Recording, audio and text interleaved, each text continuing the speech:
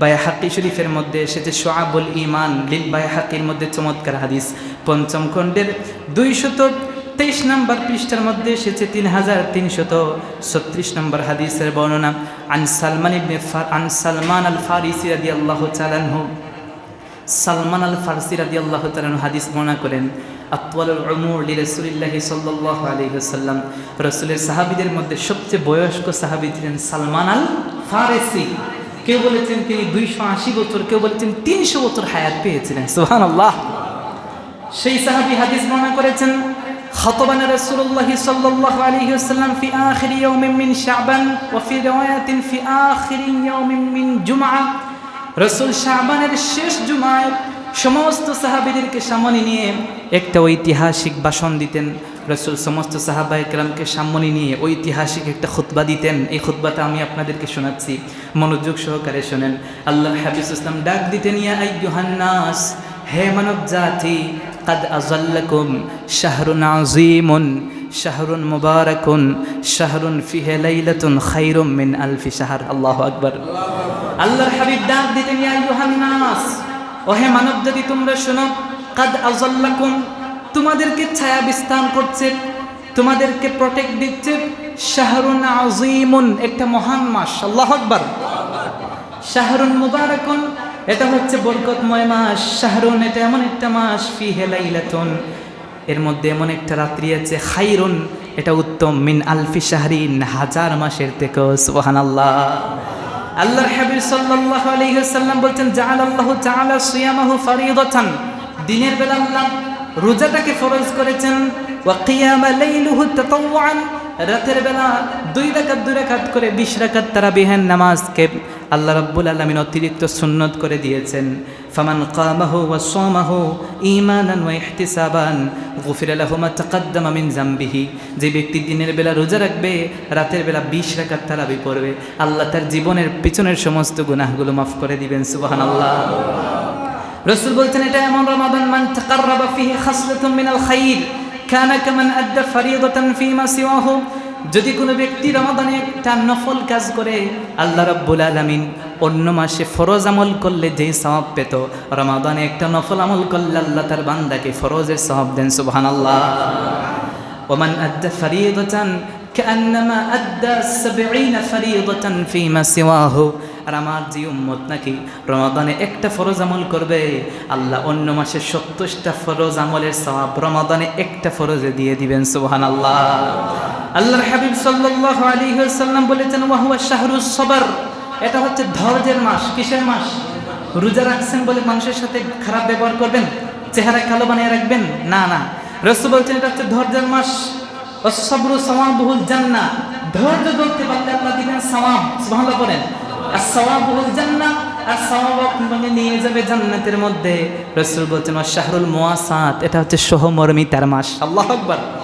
রমাদান মাস আসছে, মানুষের প্রতি একটু দয়াদ্র হয়েন। নিজে 10-15 জাতের আইটেম দিয়ে মেনু দিয়ে আহার করিয়েন না। আপনার পাশের ফ্ল্যাটের পাশের বাড়ির ভাই খেয়ে আছে না খেয়ে আছে সেই দিকে একটু দেখবেন ইনশাআল্লাহ।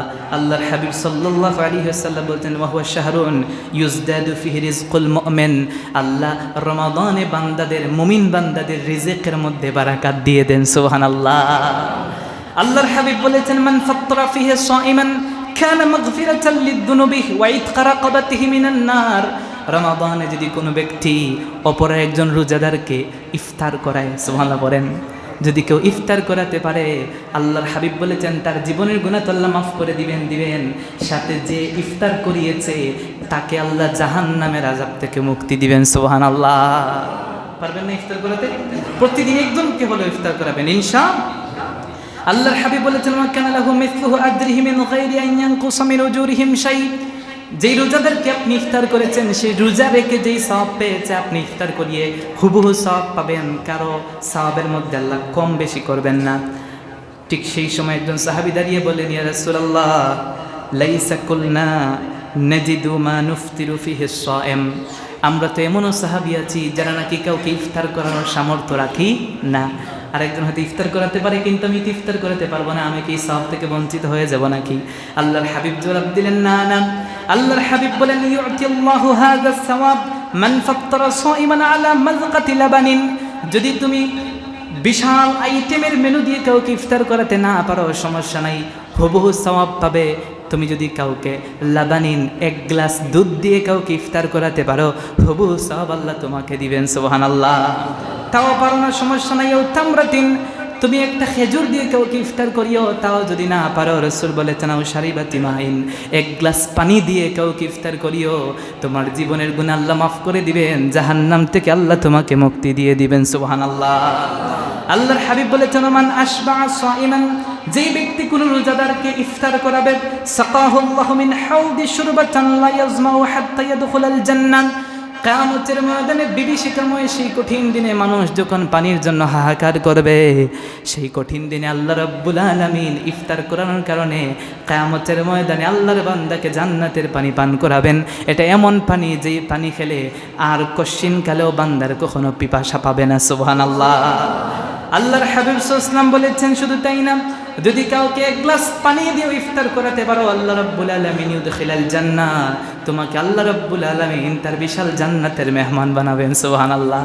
আল্লাহর হাবিব বলেছেন শোনো শোনো, ওয়া হুয়া শাহরুন, এটা এমন মাস, আউয়ালুহু রাহমা, প্রথম 10 দিন হচ্ছে রাহমাতের, ওয়া আওসাতুহু মাগফিরাত, মধ্য দশক হচ্ছে মাগফিরাত, গুনাহ থেকে ক্ষমা লাভের, ওয়া আখিরুহু ইতকুম মিনান নিরান, শেষ দশক হচ্ছে জাহান্নাম থেকে মুক্তি লাভের। আল্লাহর হাবিব সাল্লাল্লাহু আলাইহি ওয়াসাল্লাম বলছেন মান খাফফাফা আন মামলুকিহি ফিহি, যদি কোনো ব্যক্তি রমাদান মাসে তার কর্মকর্তার বোঝাটা একটু হালকা করে দেয়, গফারাল্লাহু লাহু, আল্লাহ তার জীবনের গুনাহ মাফ করে দিবেন, ওয়া আতাকাহু মিনান নার, তাকে জাহান্নামের থেকে আল্লাহ মুক্তি দিবেন, সুবহানাল্লাহ। আপনার ঘরে একটা বুয়া কাজ করে, বাড়িতে একটা, বাসাতে একটা ব্যক্তি কাজ করে, কাজের মানুষ, রমাদানে আপনি তার দায়িত্বটা একটু কমাইয়া দিবেন, পারবেন না? এই যে একটু দায়িত্ব কমিয়ে দিলেন, সেও তো মানুষ, সেও তো রোজা রাখতে হবে, সেও যেন রোজা রাখতে পারে, তার দায়িত্ব একটু হালকা করে দিন, আল্লাহ আপনার গুনাহ মাফ করবেন, সাথে আল্লাহ আপনাকে জান্নাতও দিবেন, বলেন না সুবহানাল্লাহ।